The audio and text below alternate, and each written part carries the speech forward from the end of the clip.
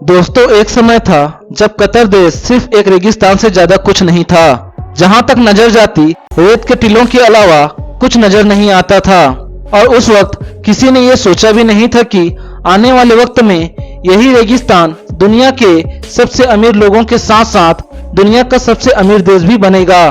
बंजर रेगिस्तान जैसा नजर आने वाला यह देश इतनी जल्दी तरक्की करेगा, यह शायद किसी ने सोचा भी नहीं था। पहले जहां यहाँ सिर्फ रेत के टीले नजर आते थे, आज वहीं आलीशान घर और अमीर लोगों के खूबसूरत महल दिखाई देते हैं। साथ ही आज कतर दुनिया के उन खूबसूरत देशों में शामिल है जिसकी खूबसूरती को देखने के लिए दुनिया भर से लोग हर साल यहाँ लाखों की तादाद में आते हैं। वैसे तो सारे अरब देश अमीरी में किसी से कम नहीं है, लेकिन बात की जाए कतर की तो यहाँ सिंगापुर के बाद सबसे ज्यादा करोड़पति रहते हैं। आज इस देश की पर कैपिटा इनकम करीब $65,741 है और जो इसके पड़ोसी मुल्क सिंगापुर, अमेरिका, सऊदी अरेबिया और यूएई जैसे देशों से कहीं ज्यादा है। महंगी महंगी गाड़ियाँ, खूबसूरत सड़कें, लग्जरी होटल्स, मॉल्स और आलीशान पैलेसेस की वजह से ही कतर को मिडिल ईस्ट का वेगस भी कहा जाता है। लेकिन कतर हमेशा से ऐसा नहीं था और ये इतना अमीर कैसे हुआ ये भी आपको बताएंगे। साथ ही बताएंगे उन स्ट्रेटेजीज के बारे में जिसकी वजह से आज कतर दुनिया का सबसे अमीर देश बना है। लेकिन इसके प्रेजेंट को जानने से पहले हम आपको बताएंगे कतर के उस इतिहास के बारे में जहां गरीबी, भूख और जिंदगी जीने के हालात तक मुश्किल थे। लेकिन अचानक ऐसा क्या हुआ कि कतर ने अपनी इस तकदीर को इस तरह बदली कि अब भूख और गरीबी जैसे हालात उसे दोबारा देखने को नहीं मिलेंगे। साथ ही आपको बताएंगे कि कैसे कतर आने वाले समय में बाकी अरब देशों के मुकाबले ज्यादा अमीर, खुशहाल और महफूज देश बना रहेगा, जबकि कई अरब देश वक्त के साथ गरीब होते जाएंगे। कुछ नया और इंटरेस्टिंग बताएंगे आज की इस वीडियो में, इसलिए विदाउट एनी स्किप वीडियो देखिए कंप्लीट। बात साल 1916 की है, जब पूरी दुनिया में वर्ल्ड वॉर 1 चल रहा था और हर छोटा बड़ा देश अपने आप को महफूज रखने की कोशिश में लगा हुआ था। लेकिन कतर पहले से ही इतना छोटा देश है कि उसकी आर्मी किसी भी बड़े देश के सामने कुछ घंटे भी नहीं टिक पाती।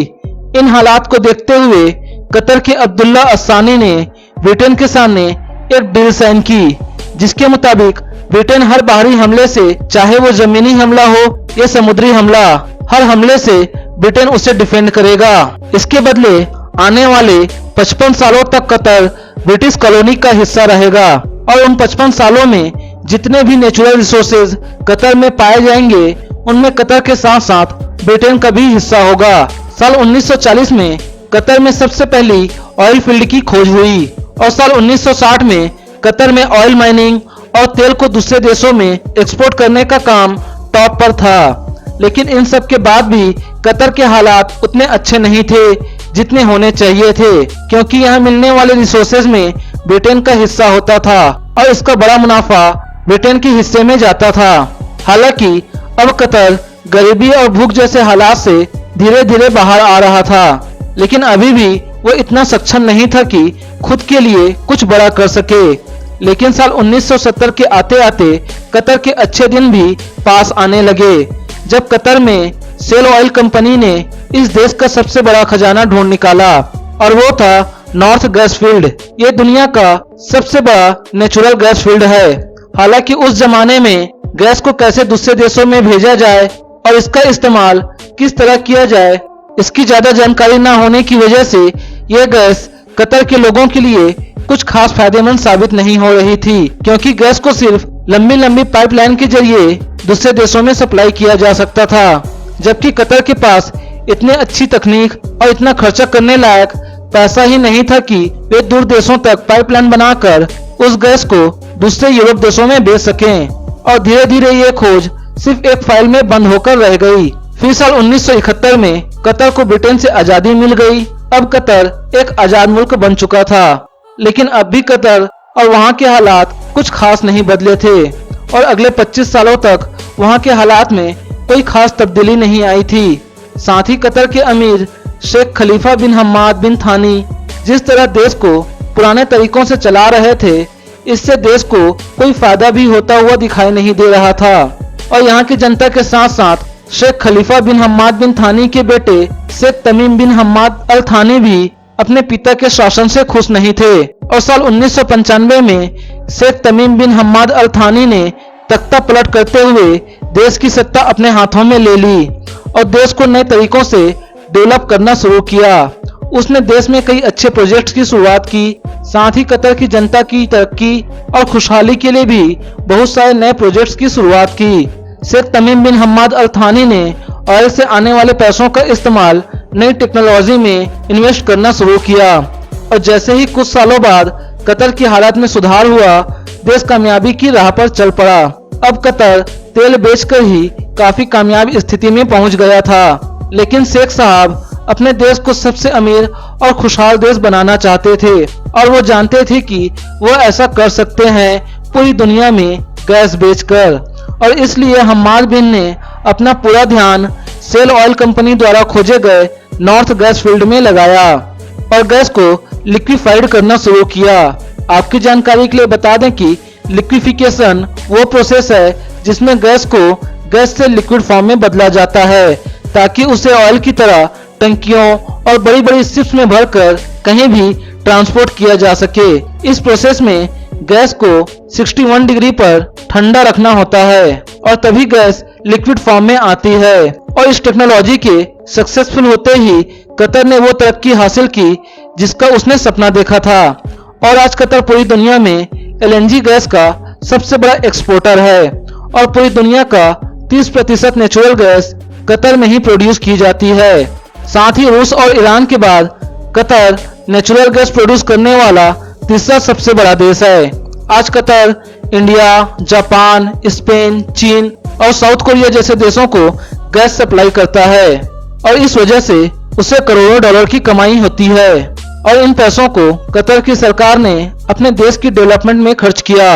लोगों के लिए अच्छे घर, एजुकेशनल फैसिलिटीज, हेल्थ फैसिलिटीज और बहुत सारे कामों पर कतर गवर्नमेंट ने काफी ज्यादा काम किया। आपको जानकर हैरानी होगी कि कतर में किसी भी तरह का टैक्स नहीं लिया जाता। यहाँ आप जितना कमाते हैं वो सारा का सारा आपका ही है। साथ ही यहाँ एजुकेशन और हेल्थ केयर की सुविधाएं पूरी तरह फ्री हैं। साथ ही यहाँ की गवर्नमेंट यहाँ के लोगों को फ्री गैस और बिजली भी प्रोवाइड करती है। और ये तो कतर की अमीरी की शुरुआत थी। इतना डेवलपमेंट करने के बाद कतर गवर्नमेंट को एक बात समझ में आई कि इन सारी फैसिलिटीज को हमेशा तेल और गैस बेचकर पूरा नहीं किया जा सकता, क्योंकि ये आज नहीं तो कल खत्म हो जाएंगी और फिर कतर को पुराने दिन देखने पड़ेंगे, क्योंकि ऑयल और गैस तो दुनिया के कई देशों में डिस्कवर की गई और की जाती रहेगी।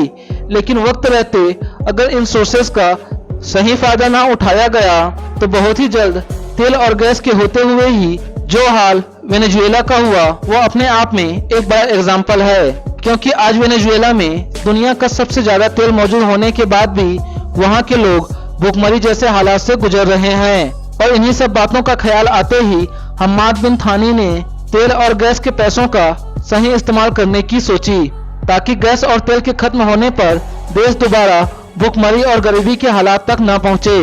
और तेल और गैस से आने वाले पैसों को सही जगह इन्वेस्ट करने के उद्देश्य से हम्माद बिन थानी ने साल 2005 में कतर इन्वेस्टमेंट अथॉरिटी के नाम से एक ट्रस्ट बनाया, जिसका उद्देश्य दुनिया की हर बड़ी companies, hotel, malls, sport clubs, palaces और बिल्डिंग में इन्वेस्ट करना था।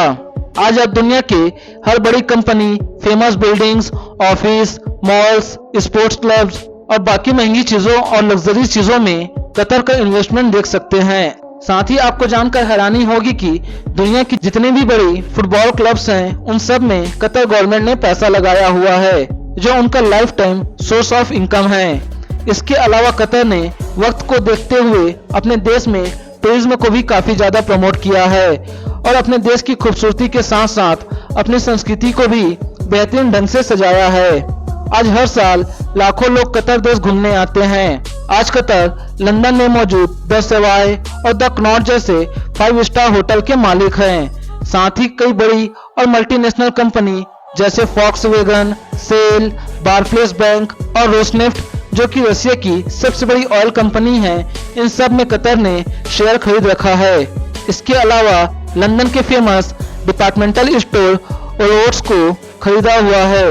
इसके अलावा फ्रांस के बहुत बड़े मीडिया कंपनी लेगाट्रे में भी कतर का 10% शेयर है। मतलब कि दुनिया के हर बड़े देश और हर बड़ी और लग्जरी चीजों में कतर ने अपना अच्छा खासा इन्वेस्टमेंट कर रखा है।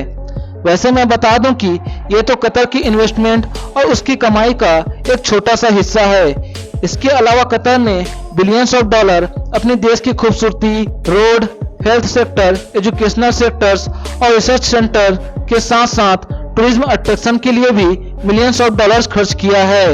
और यही वजह है कि एक बेहद ही छोटा देश होने के बावजूद कतर 2022 में फीफा वर्ल्ड कप की मेजबानी कर रहा है। और ये सब करके कतर अपने फ्यूचर में एक अल्टरनेटिव सोर्स ऑफ इनकम का जरिया बना रहा है, ताकि नेचुरल सोर्स ऑयल और गैस के खत्म हो जाने पर वह इन अल्टरनेटिव सोर्सेस के जरिए लगातार कमाता रहे। और यही वजह है कि इन्वेस्टमेंट के मामले में आज कतर दुनिया का चौथा सबसे बड़ा इन्वेस्टर कंट्री है। और कतर की इसी दूरदर्शी और भविष्य की प्लानिंग की वजह से ही कतर कभी भी गरीब नहीं हो सकता। जबकि सऊदी अरेबिया और बाकी अरब कंट्री के नेचुरल सोर्स के खत्म होने पर उन्हें भविष्य में गरीबी का सामना करना पड़ सकता है। वेल गाइस, ये थी कतर की वो फ्यूचर स्ट्रेटजी जिससे कतर भविष्य में कभी भी गरीबी के कगार पर नहीं आ सकता और न ही नेचुरल रिसोर्सेज के खत्म होने पर गरीब होगा। सो गाइस, आपको मेरी आज की यह वीडियो कैसी लगी कमेंट करके मुझे जरूर बताएं। साथ ही इस बारे में आप क्या सोचते हैं ये भी हमसे जरूर शेयर करें। इसके साथ ही हमारी इस वीडियो को ज़्यादा से ज़्यादा शेयर करें और चैनल को सब्सक्राइब जरूर करें। मैं आपको फिर मिलूंगा एक नए और इंटरेस्टिंग वीडियो के साथ। तब तक के लिए bye bye and take care and thanks for watching this video.